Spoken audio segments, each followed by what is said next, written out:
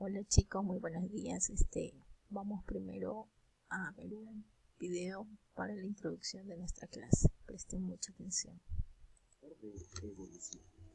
Para esto, es importante remitirnos a la vida de la figura más destacada de este tema. Me refiero a Charles Darwin, el ilustre naturalista inglés que en 1858 desafió el pensamiento de toda una época con su teoría de la evolución de las especies. Pero conozcamos un poco más de la vida de este célebre hombre. Charles Darwin, después de un profundo proceso investigativo, descubrió que las especies de seres vivos evolucionan con el tiempo, con las condiciones del ecosistema y a partir de un antepasado común, mediante el proceso de selección natural. ¿Y qué es eso de la selección natural? Bueno, es la base de todo cambio evolutivo y el mecanismo con el que la naturaleza selecciona a los seres vivos que logran sobrevivir y reproducirse. Cuando la selección natural favorece las características de una especie en el tiempo y las generaciones, puede dar lugar a la formación de una nueva especie o especies con características mejoradas.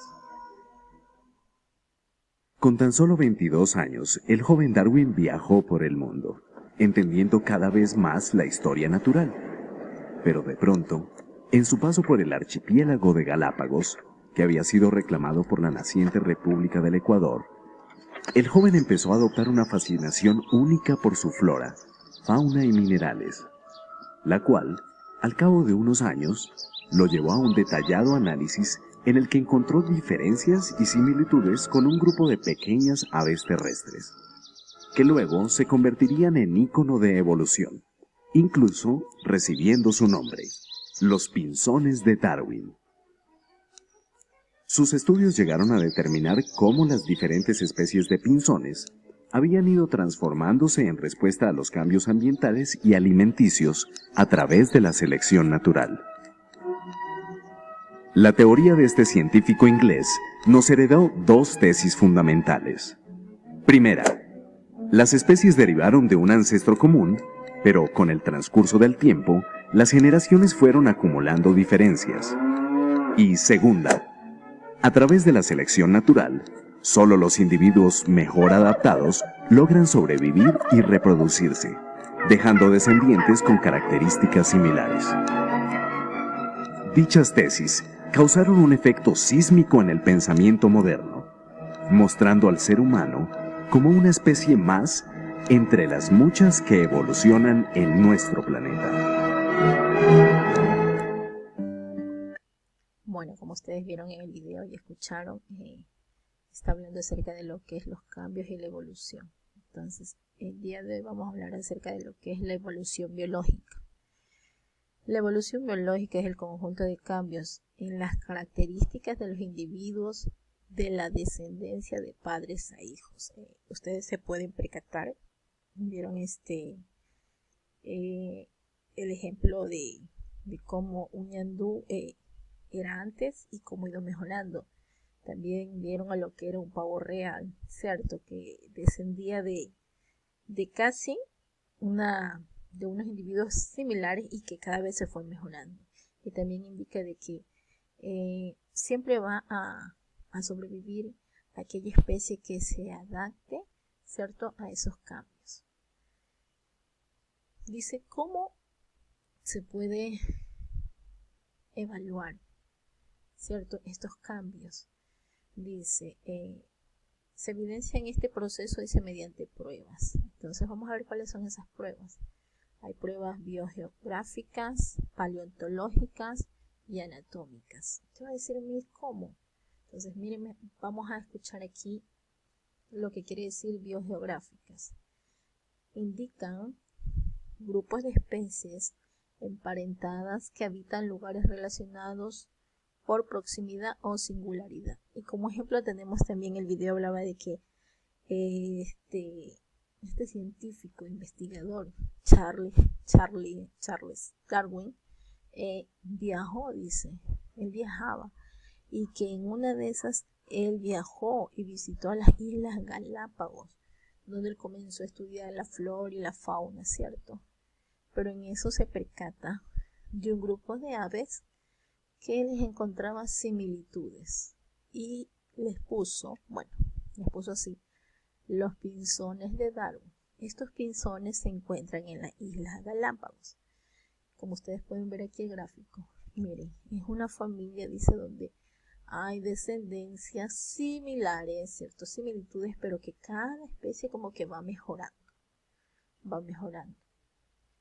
Usted se acuerda que la semana pasada estábamos hablando acerca de lo que era la supervivencia y habíamos indicado de lo que era el camuflaje. Estábamos hablando acerca de lo que era el camuflaje, cómo los animales, cierto, utilizaban su propio cuerpo para poderse defender o cazar. Y también hablábamos del mimetismo, ¿se acuerda? Cómo ellos utilizaban el entorno, las características físicas de su cuerpo para aparecerse a algo y así poderse defender de sus depredadores. Se acuerda también del conejo de la nieve, ¿se acuerda? Que él se defendía y pasaba desapercibido ante su depredador porque tenía su color prácticamente similar a la nieve y que pasaba desapercibido ante su depredador. Bueno, cuando nosotros hablamos de paleontología, dice que es el estudio de fósiles, de fósiles encontrados donde evidencian los cambios a través del tiempo. Aquí tengo un ejemplo yo. Si usted se percata en la imagen, decimos evolución del caballo. Mire cómo ha ido evolucionando en forma, miren, forma externa, o sea, por fuera. Y miren, hoy en día hay este tipo de caballos. Y mire también de forma interna cómo ha ido evolucionando. Mire sus patas. Acá como que tenía especie de dedos, como 4, acá vemos 3. Acá ya vemos como que están más abiertas, ¿cierto? Y mira, acá se unifican, y acá ya prácticamente es como nosotros los vemos, ¿cierto? O en otras palabras, sus pezuñas, diríamos así. Entonces, estos cambios y evoluciones se han ido evidenciando aplicando estas pruebas. Vamos a ver lo que es la anatómica. Dice, claro reflejo de las adaptaciones al medio como órgano atrofiado o funcional. ¿Qué quiere decir esto? Que ciertas especies, ¿cierto?, han presentado mutaciones, órganos que con el pasar de los años, ¿cierto?, han ido como desapareciendo, y como lo dije la palabra mutaciones. Nosotros también tenemos el delfín. Bueno, esto es una imagen, espero que ustedes lo puedan observar. Mire, de los marsupiales, perdón. Mire cómo viene acá. Mire el cambio que va haciendo hasta en la actualidad los delfines. Entonces, ¿qué quiere decir? Que los animales, ¿cierto?, las plantas, a través de los tiempos han ido evolucionando, han ido sufriendo cambios. ¿Para qué? Para poder sobrevivir y adaptarse a los cambios, ¿cierto?, que se presentan en el mundo. Inclusive hasta los seres humanos, ¿cierto?, nos tenemos que adaptar. Como que usted vive en Guayaquil, ¿cierto? Usted vive varios años acá en Guayaquil, pero a usted le toca mudarse a lo que es la región sierra, ¿cierto? Usted no es que se va a lanzar a morir, es decir, no puedo, no, sino usted que tiene que hacer, adaptarse a esos cambios, adaptarse a la nueva forma de vida que se presenta en la sierra. Entonces, y como dice la palabra, va a sobrevivir siempre la especie que mejor se acople y se adapte a esos cambios.